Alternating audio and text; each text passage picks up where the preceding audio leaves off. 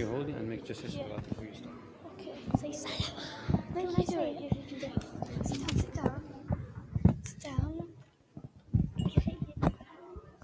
3, 2, 1. Salawat!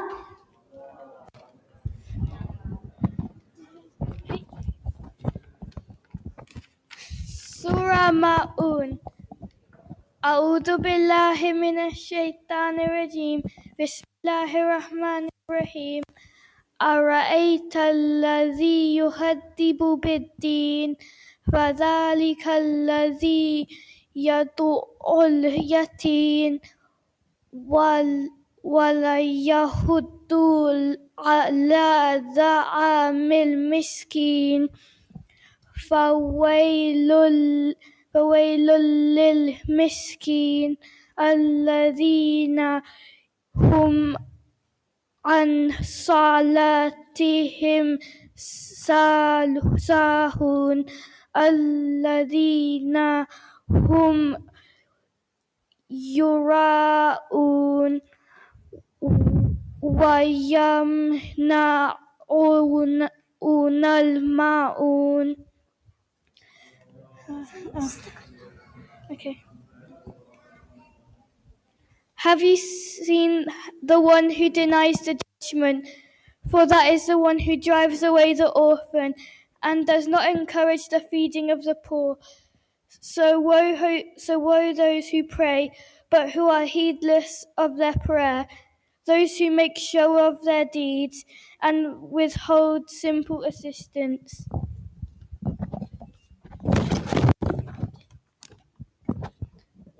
We have chose this surah as it teaches us important messages for this holy month. In Ramadan, and especially the night of Qadr, we learn about the importance of good deeds and charity. This surah teaches us that even small deeds of charity can go a long way. The surah also teaches us about the importance and our intention of praying just to Allah and not to show off to others. Imam Ali alayhi salam, who we remember tonight, is a true example of an amazing person who taught us the important messages of charity, prayer and being humble. Salawat.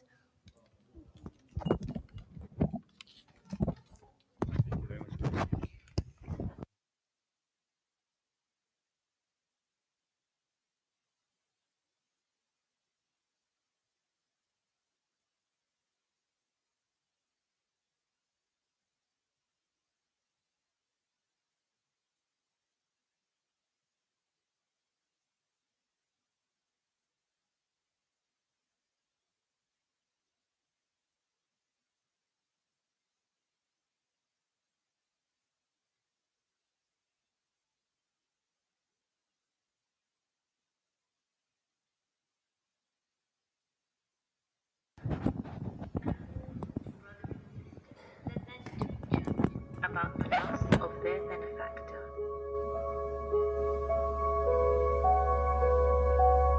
Oh brother, hunger and thirst stifle my very being. 3 days have passed, and no inquiry about her well-being. My sister, Loneliness grips me, and walks out of me in my life. We have no one, and he used to make us forget our strife. I remember when we first came here as orphans, homeless. He came that first night and told us never to be hopeless. We thought we were alone, but he quickly took us into his embrace. He said within his heart and soul was our safe and rightful place. At the same time, in the darkness of night, we would hear him coming. His very presence would mend my broken heart and get my soul humming. On his back, for all of us, would be sacks of bread, water, and dates. But what was special is he'd sit and eat with us as if we were mates. Forget all our woes and loneliness, he'd make us with his affection. His hand upon our heads removed all the feelings of dejection. When we'd ask him who he was and why he cared about us so much, he said, "You are the light of my eyes and Almighty God's very touch." 3 days now, my brother, and I've been waiting for a bright morning. The sun has left our lives, my brother, without even a warning. Wait, I hear footsteps. Can it be that our father has arrived, the one of whose company and love these days we have been deprived? It's someone, but it isn't him. Who are you? What's your work with us?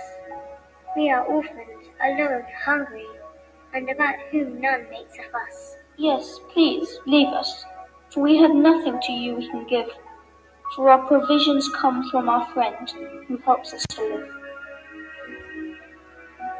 He has not come now for 3 days, and we are defenseless. Without his love, kindness, and attention, we are in distress. My dears, come with us so that we may grant you your need. Your benefactor has now succumbed to what was decreed. Like you, he was a father to many orphans and destitute within this locality. He was the master of faith and the pillar of divine morality. But alas, he has passed into the realm of the immaterial, and like you, we are now orphans left to fend in the material. I am Hassan, this is my brother Hussein, and under our care you will be. Together we will comfort each other, for we all now have become the orphans of Ali.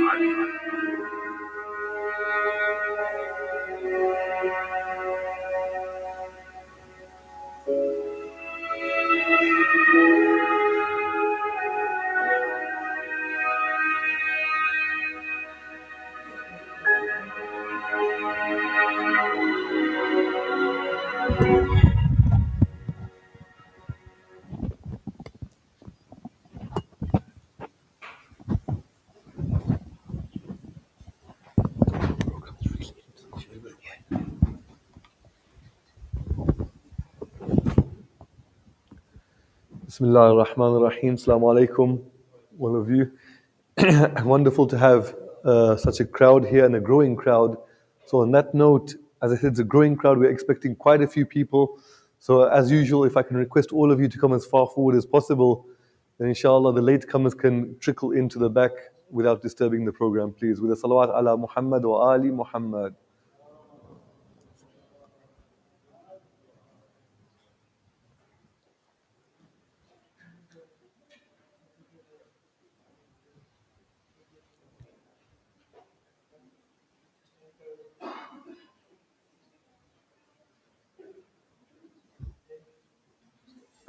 Thank you so much for moving forward. Sorry for the inconvenience there. The second announcement, which I have to make, unfortunately, because it was made already, but some people seem to be adamant on not adhering to that rule. And it's already mentioned outside, it's stuck on outside, it's labeled quite clearly. Food and drink of any kind is not permitted in this chapel hall, except for water, plain water, not juice, water which is contained in closed bottles or flasks, apart from, because you need to stay hydrated maybe after iftar time. Apart from that, no crisps, no popcorn, none of that is permitted within the chapel. If you have small children who get restless and who need something to snack on, the conference room is available. Please take your children into there, and the program will be relayed from here into there. So of course that announcement is for everyone, but particularly focused on those who have small children, because they tend to bring snacks and crisps into this hall. Food and drink of any type is not permitted in the chapel. Inshallah, I'll reiterate, and I might have to reiterate this announcement after the Isha prayer when we resume the program again. Was there anything else? No? Great. So inshallah, with that, it gives me great pleasure once again to invite Shaykh Arif to the front for his third in the 3 lecture series on Imam Ali alayhi salam and spirituality. With a salawat ala Muhammad wa ali Muhammad.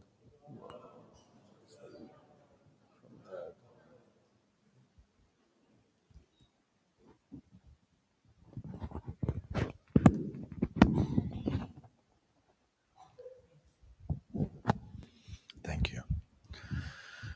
رحم الله من قرأ الفاتحة.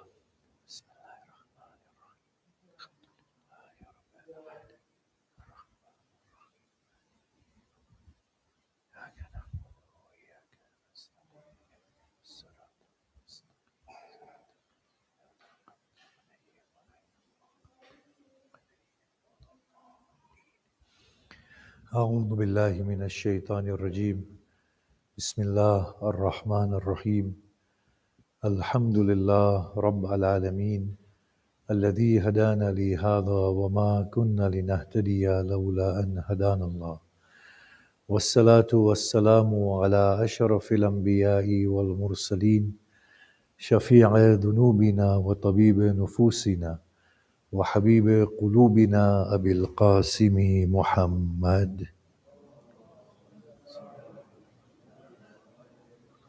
وآله الطيبين الطاهرين وأصحابه المنتجبين ومن تبعهم بإحسان إلى قيام يوم الدين بسم الله الرحمن الرحيم رب اشرح لي صدري ويسر لي أمري واحلل عقدة من لساني يفقه قولي أما بعد السلام عليكم جميعا ورحمة الله وبركاته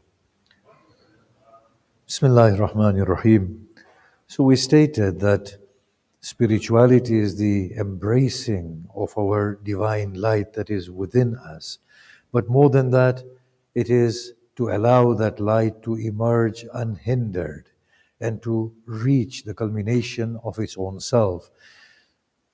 So with a bit of a recap, you see, what we don't understand is that we are the greatest obstacle in our journey to God. Now, something has happened before we come here. There's a reason why we are in this constitution. There's a reason why we are being challenged in the way we are being challenged. Now, our challenges are all reducible to this human condition of ours, which in fact is alien to our true nature. But at the same time, it's a great opportunity for us to culminate in the greatest glory possible. But for that, we need to have deep insights as to what is really going on here. Now, when we suffer, what is really suffering? Is it the body suffering or is it the inner being suffering? We will see very accurately it's not the body that is suffering, but it is the interaction of the inner being with whatever is happening with the body that is in a state of toil and suffer. And we actually have the propensity of magnifying the suffering. The body might experience danger or pain, but the mind, through its imaginative ability, compounds this danger and this pain to a level unimaginable. And then it suffers as a result of that. Now imagine, if I were to know that I'm not this body, and then the body feels pain, my attitude would be one of someone who is at a distance from the body. I will say the body is feeling pain. I am not pained. At that point, suffering will become reduced. Because the suffering is a psychological condition. Pain, although it's a psychological condition, but it has a physical medium. Now, let's look at more subtle suffering. When people offend us, it pains us deep within our heart. Now, if we were to know that we are not beholden to people and what they say, then that suffering will also not be there, or we will be able to reduce it. Similarly, expectations and failures of expectations, all of these are causing inner suffering. Same is the case with fear. You see, if we were to be able to disassociate in our minds with our bodies and bodily feelings or feelings generated, emotions generated through the body and the bodily, imagine if we can disassociate from that, fear would go. Why are we afraid? Because there's an inbuilt mechanism within the body that wants to protect it and wants to cause its survival. Now, if I were to know that I am not the body, and in fact, at this age now, no one knows better than me. I'm sounding like Trump now, aren't I? No one knows better than people at my age now. I'll just modify that we are not our bodies. Because if we were, they wouldn't be withering away whilst we are still talking. Can you not see that? So the protection of the body, if we can disassociate with it, then the fear goes with it. Why do you think we are afraid of hell? because it's a bodily torment. And psychologically, it torments us because we have no control. The roaring of the flames, the merciless attitude of its keepers. Why do you think we are afraid of the grave? Because of the body and the psychological. Think about it. It's a lonely place. I'll be crushed in there. My bones will be rendered to dust, and there will be the Munkar and Nakir with roads of fire. It's all very bodily. Can you not see that? And it's all psychologically then generated, and then we suffer internally. We are petrified. Now look at the result of not disengaging from the body in terms of spirituality. We want to find God to offer us safety in the grave. Can you see that? We don't want to find God because of God. God does not feature in our yearning for God. Our God is by the wayside. Help me when I'm in my grave. So it's not God that we want. It is the safety and security of ourselves, or what we have presumed ourselves to be. Can you see that? I want to be freed from hell. Is it because it's a place that is at a distance from God? No. Well, if I be honest with myself, no. I don't even know God the way Imam Ali talks about God. I only want God, and I only worship God because I don't want to burn there eternally. I don't want to be frightened. It's not a comfortable state. So you want to go to paradise to meet God? Well, I haven't thought of that yet. I want to go to paradise primarily because I know, I'm talking about myself, yes? Not about anybody else. I want to go to paradise primarily because the other place is not comfortable. I would rather be in paradise as opposed to hell. Now let's be honest with ourselves. Okay, fine. What if you're saved from the other place? Well, then obviously all the beautiful bounties of paradise and me rejoicing in paradise. Well, where is God? I haven't thought of Him as yet. I haven't thought of Him as yet. Now that's me being very, very transparent and extremely, extremely honest. So what I'm trying to say here is that our search for God is not the search for God. Our search for God is an insecure person's search for safety. A very deluded, forgive me for this phrase, a very deluded person's yearning for comfort. And that is my search for God. So that's why spirituality cannot work. You see, I know, I don't want to go to hell. None of us want to go to hell. Imam Ali did not want to go to hell. And when the sight of hell is presented to us, we are petrified. I can't deny that. It's terrible. When you experience a bit of hell, it's not nice. It's the worst place ever. Not only the physical fire, but the psychological state in hell. It's not, you cannot bear it. However, I do feel at the same time that if a soul does awaken to God, then by Allah, they can bear that hell. They can bear it. After thinking through it deeply and seeing a bit of what it entails, you know that if you embrace Allah fully, you can bear it, but you can't bear separation from God, and that's the fact. But that is something that we need to awaken to. So now look at our prayers. Allahumma a'tiq raqabati min an-nar, right? Free my neck from hell, which is a worthy dua, But maybe that dua was constructed for the initial levels of the wayfarers. That hell is not a nice place, not only because it burns you, but also because it's a place of displeasure of God. And displeasure of God means it's a distance from God. Maybe that dua was constructed as a first step into loving God and knowing God.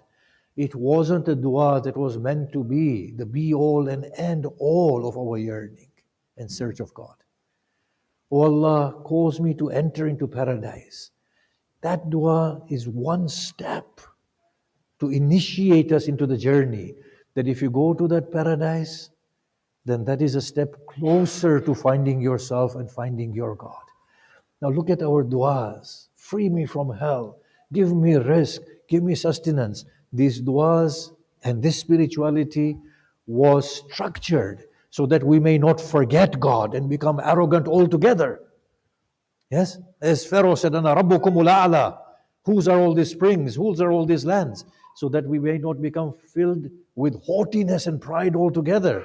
So these du'as were constructed, but these du'as have a deeper meaning within it. But the way we are approaching God is not a way in which a spiritual person approaches God. You see, it is our emotional states, our insecurities, our heaviness of heart, the malice inside there, the misgivings, the hurt, the pain. That is me. That is what I've made myself. And that is an alien state.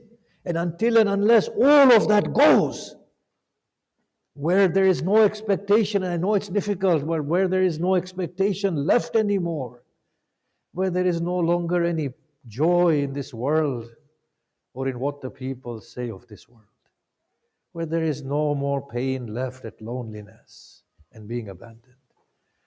When that state comes, that is when the soul begins to breathe a breath of freedom. That is when Allah begins to appear. So in spirituality, and the way we want to go to Allah, the first thing is to remind ourselves that we are in an alien world. We are in a prison. The earth is not a prison. The hayatud dunya is the prison. The hayatud dunya is not the people in front of me. The hayatud dunya is what has become inside of me. That is hayatud dunya in there. It's an alien world in which I'm suffering and I am trapped. Let death be the door that opens this hayatud dunya and lets me out. Free me. Let death be the most pleasurable moment. Ali Salamullah said, Allahumma barik li fil maut. Oh Allah, bless me in my death. Because he knew death is the great escape. So this yearning in there for the dunya, living for the dunya, living for God through the dunya, finding a God in the context of the dunya is all hayatul dunya, and it's the biggest pretense and the biggest veil. Whatever I'm doing in the way of God, nothing is for God. Everything is for me. I just say to Allah, Allah, you know who I am, you know what I am, you know how weak I am, and you know my ego is filled with every action. But if you don't accept it, then who will? Then who will? The first thing is, we understand our state of pretentiousness, and we understand hayatud dunya. The second thing is, after that, to allow our minds to understand carefully that there is no agency that we have in this world. لَن يَخْلُقُونَ ذُبَابًا. They will not create a mosquito. وَإِنْ اجْتَمَعُوا. And even if they were all together, that is something that's not going to happen. There is no agency. In your defiance, you don't have agency, let alone in your obedience. Even in your defiance, you don't have any agency. Then you're deluded into thinking that in your obedience you have agency. When the limbs perform a good deed, say to Allah, thank you for making these limbs perform a good deed. Let me not claim any ownership of this good deed. For that is hayatul dunya in there. I know it's difficult to arrive at that point, but we need to constantly remind ourselves in order to rid ourselves of agency. But in the process of knowing that this is a pretentious world and all its preoccupations are pretentious, I used to think that this world is a dominion we need to conquer, the thinking world, bring it to rest. By Allah, I could not have been wrong. It is this world.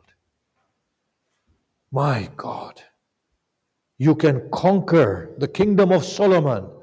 Conquering this here is so difficult. It is not possible unless Allah puts us to death, unless Allah crushes us and breaks us, tears us into pieces, constructs the tests that He constructs, and so subtly destroy us. By God, there will be moments in your life when you shall fall to your knees and you shall say, Oh Lord, the warrior comes to you as a beggar today. That is how he will break inside. And as he breaks, rejoice at the pain. As he reduces us to nothing, thank him, for he is claiming his own back. How he breaks his Hussein. How he breaks his Hussein. I did not think there could be a test beyond Abbas that breaks his back. Hussein could not imagine a test beyond his Abbas, beyond the chest of Akbar. Yet he is not broken. And then the lion is brought to his knees under the weight of a weightless child. It is here that Hussein is destroyed fully. It is here that the radiance appears upon his being. It is here that God claims his own. So we remind ourselves of our nothingness. Once we remind ourselves of our nothingness, then we take a small step in the dominion of God. Then we arrive at his threshold. And innocently, like children, we begin to tread the path. We have nothing to our claim. Everything is his. And this is where Mawla Ali cries out, إن أخذتني بجرمك إن أخذتني بجرمي أخذتك بعفوك. Oh Lord, I have nothing to my claim. If you seize me by my crimes, then I shall take you to account, or I shall hold you to your pardoning. If you bring me to account by my sins, then I shall hold you by your forgiveness. Oh Lord, I know I have nothing anymore. And I come to you in this state, but I come like an innocent child. And I implore you like an innocent child. This is the state of innocence that prevails upon the heart when we engage with God after that. What that does is, it opens the heart and it allows for the emergence of the beauty of God. Because at this point, God becomes the utmost beauty that we yearn for from within ourselves. But that beauty cannot arrive by us trying to emulate God. It can only arrive when we let go of ourselves and begin to flow with God. You know, we talk about morality, do the right thing, not for the sake of a reward, but for the rightness of that thing. This is not the way of spirituality. The way of spirituality is do the right thing because it is pleasing to the beloved. You know, when we talk about virtues, become truthful, become courageous, because it's a spiritual quality, I'll say no. Become virtuous because that is being God-like. That is allowing the emergence of God through us. The actions become spiritual actions. Morality becomes spiritual morality. Virtues become spiritual virtues. But not because of paradise, want of paradise. Not because it is the right thing to do, but because it is pleasing to my beloved. And I will not question my beloved.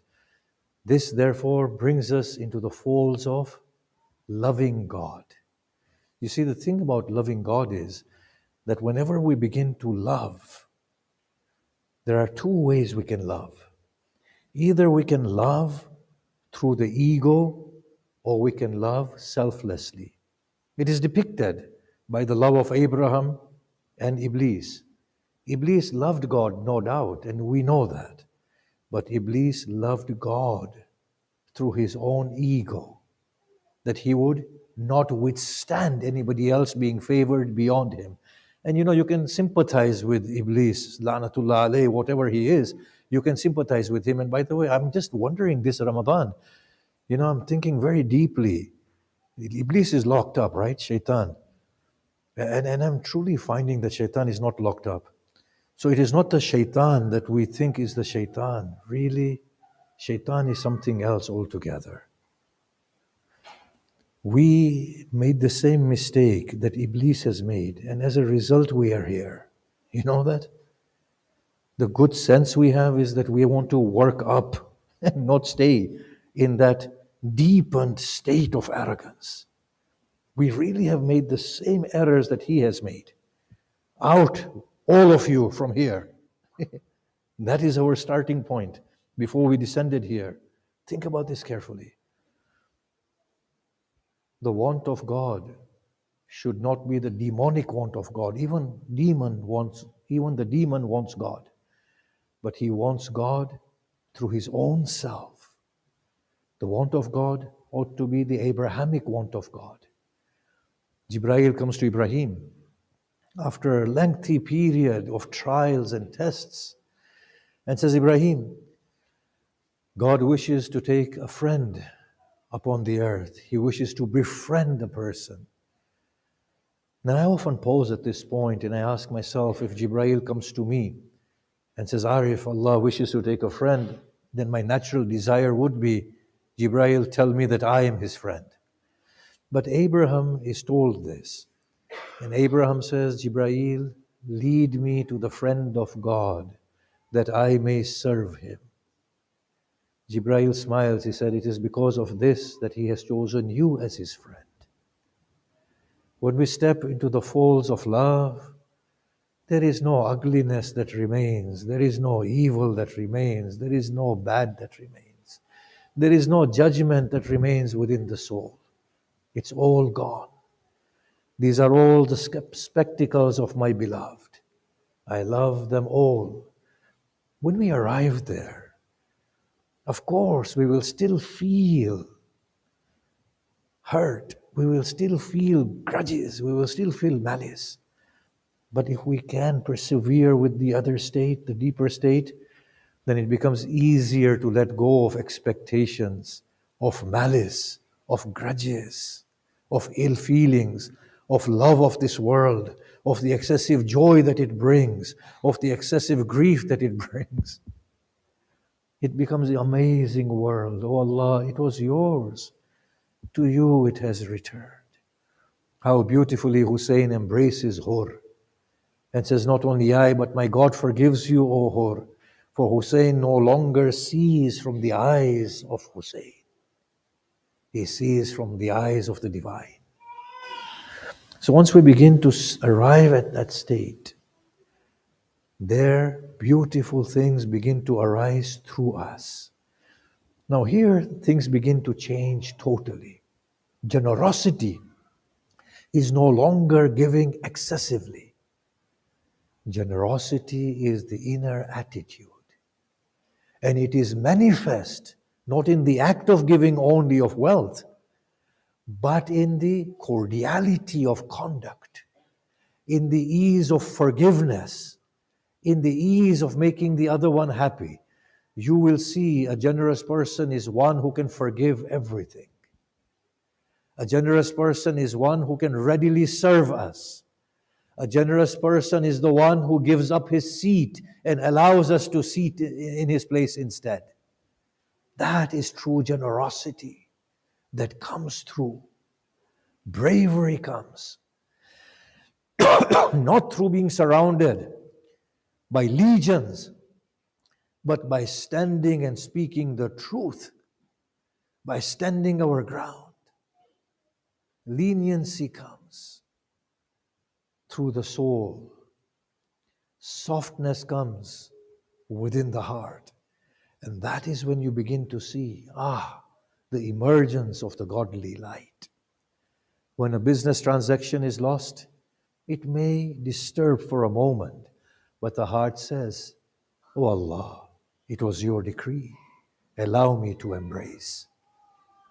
We get difficult people in our lives, but we say to them that you have come as gifts from Allah to me in order to allow me to grow. Here I want to make a little point. And there was a time when I could speak for 1 hour and a half without thinking. Ever since I've begun to think, I can't speak more than 10 minutes. Never mind. The love of the lovers of God. Why does this become so important at this point? You see, we talk about the wilayah of the Prophet and Imam Ali and the great prophets. Why is it so important at these final levels of us wanting to reach God?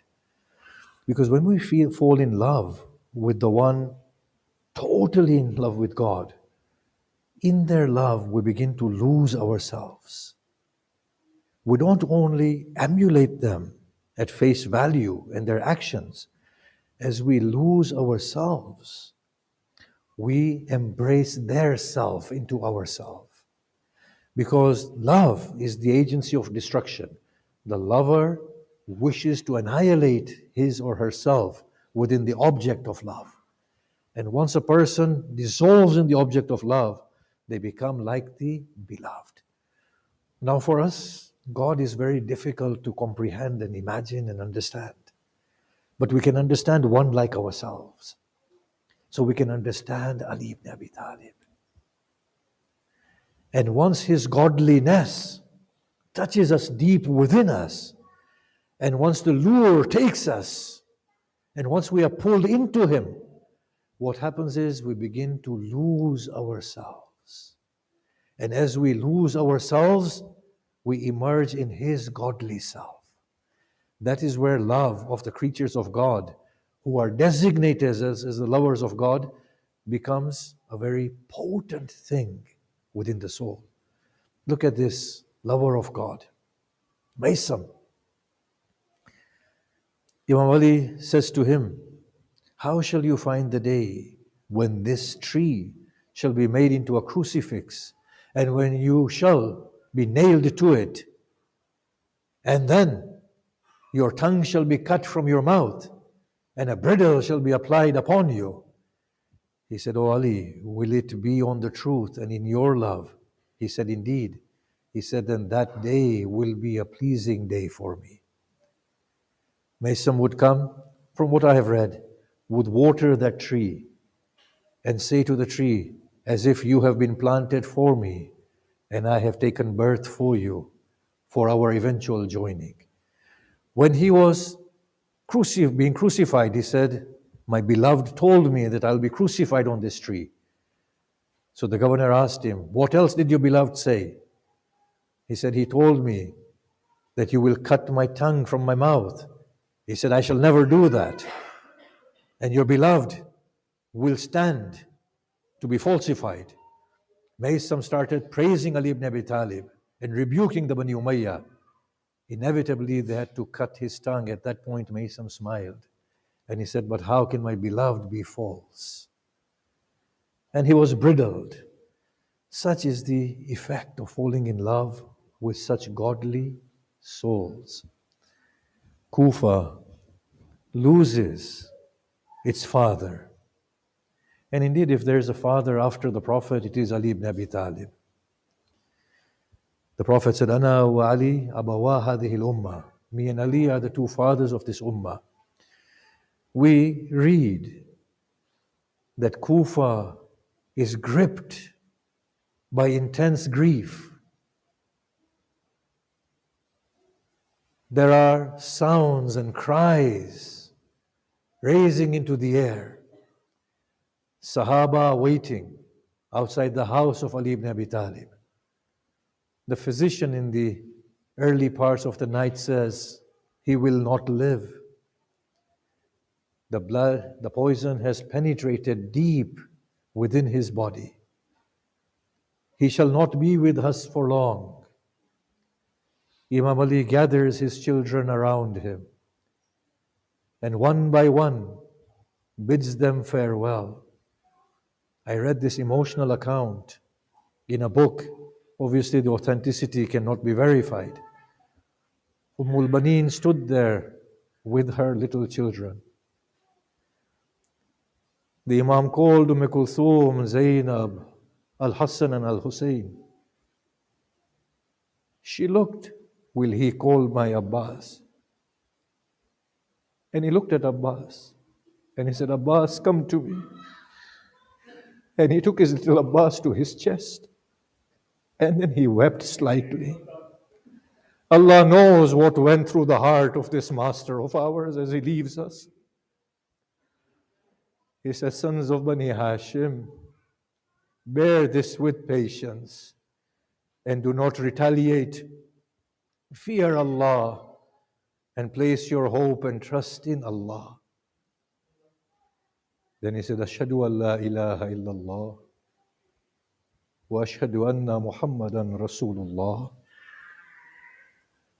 And then he said, wa alayka salam, as if to welcome the angel of death. He looked at everyone and his forehead poured of sweat. And then he looked and he said, وَلِمِثْلِ هَذَا فَلْيَتَنَافَسِ الْمُتَنَافِسُونَ. As he saw his abode, he said, for the likes of this, let the children of Adam contend with each other. The Imam shut his eyes and Zainab fell upon his chest. The cries arose and filled the heavens. Kufa was in a state of unimaginable grief. People were beating their heads and crying out, Wa Amir al-Mu'mineen. Imam Ali had bequeathed to his children to wash him, to shroud him, to pray his salah with 7 takbir, and then to escort his janazah to a place where it would stop and to lay him to rest at that place. In the early hours of the morning, they took the body outside Kufa, buried it. As they returned towards Kufa, within the ruins outside Kufa, they heard the pleas and the cries coming from behind the wall. They went there and they saw an old man who was crying out, where is my companion? Why has he abandoned me? Why does he not come and visit me? They said, oh man, who is your companion? He said, I do not see, so I cannot tell you about his features. But he would come every night and sit with me and feed me with his own hands. They said, and what else can you tell us about him?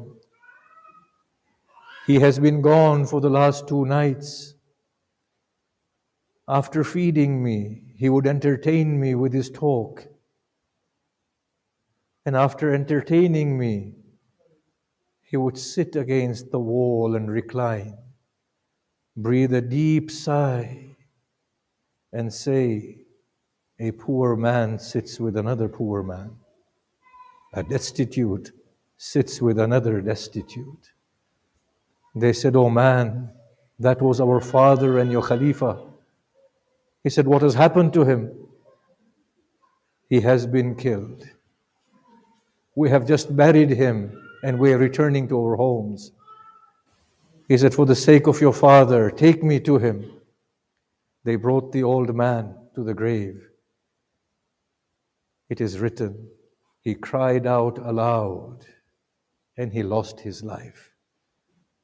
And Al-Hassan and Al-Hussein buried him next to Imam Ali.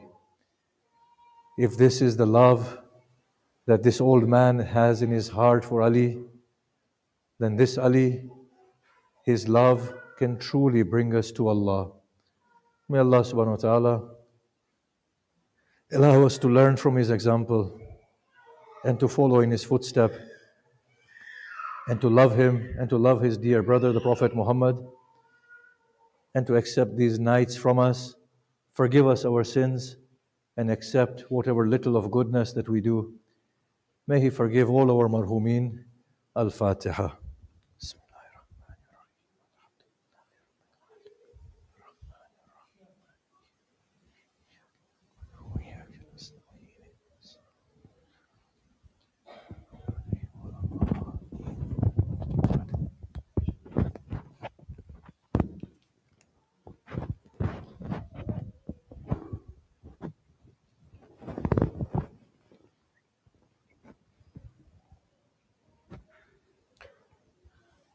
Martyred in Prayer, a short poem by the poet Nuri Sardar.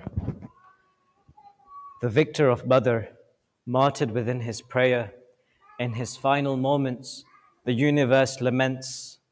I see the sun delayed ascent out of fear, scared to see Ali's state when on the earth it would appear.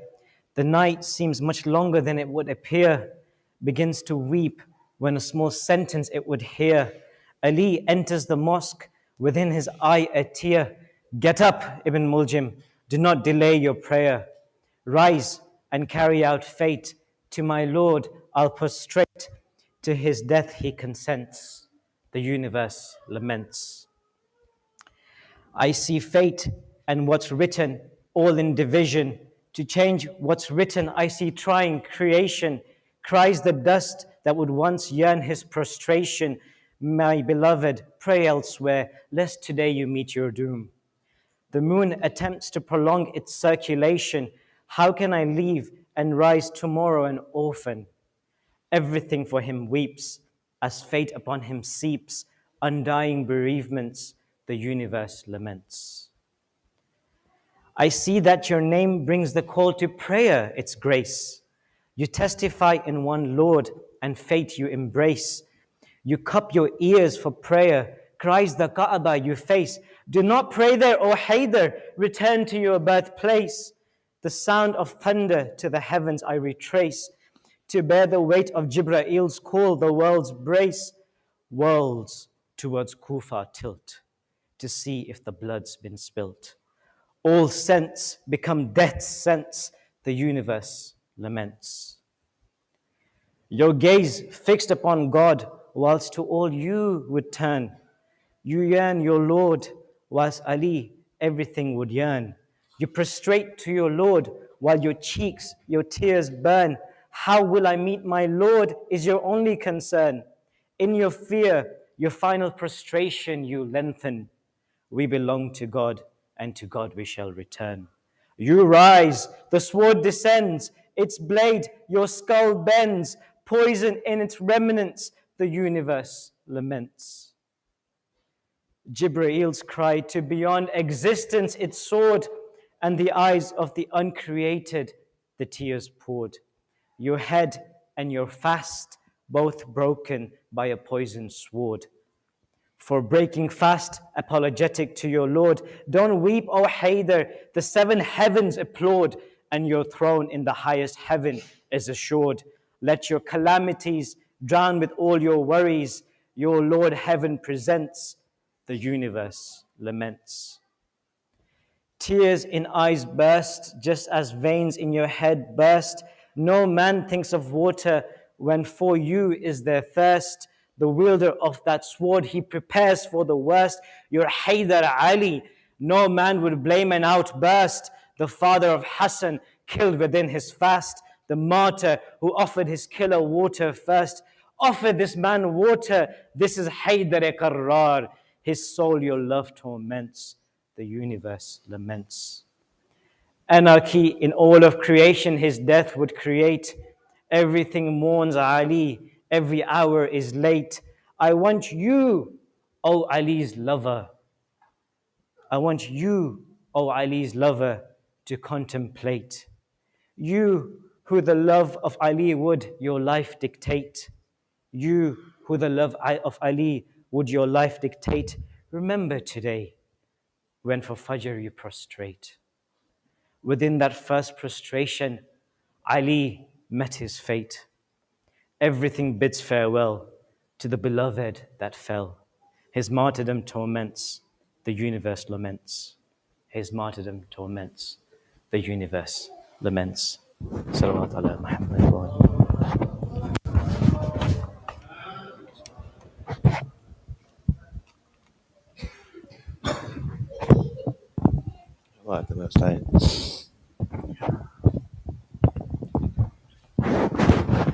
For Martha Hussein, Martha Hussein, Ya Hussein, Ya Hussein, Ya Hussein, Ya Hussein, Ya Hussein.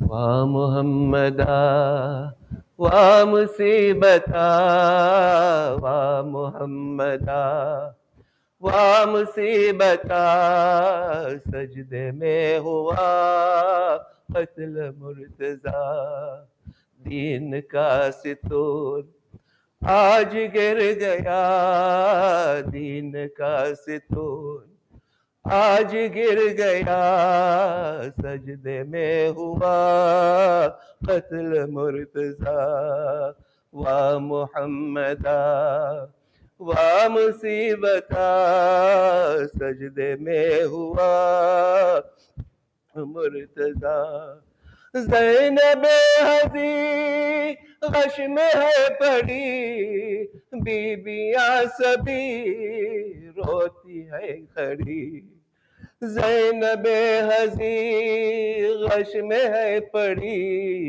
बीबियां सभी रोती है खड़ी वाह मुहम्मदा की उनमें है सदा सजदे में हुआ कत्ल मुर्तजा वाह मुहम्मदा वाह मुसीबता सजदे में हुआ कत्ल मुर्तजा ज़लज़ले में है कब्र मुस्तफा कांपती है आज लहद फातिमा ज़लज़ले में है कब्र मुस्तफा कांपती है आज लहद फातिमा अहले आसमां करते हैं बुका सजदे में हुआ कत्ल मुर्तजा वाह मुहम्मदा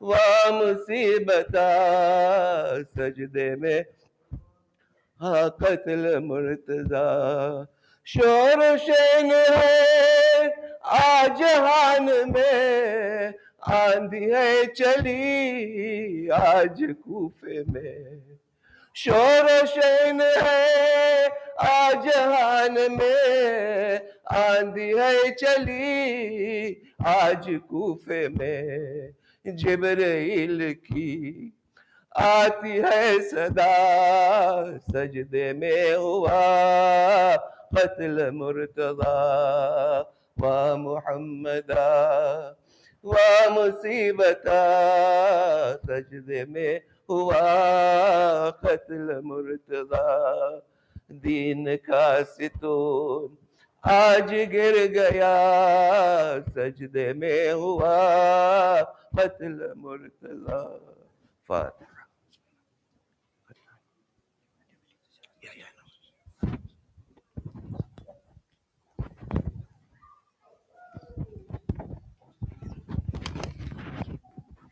Please be seated. Just a couple of quick announcements before Maghrib, please. Thank you.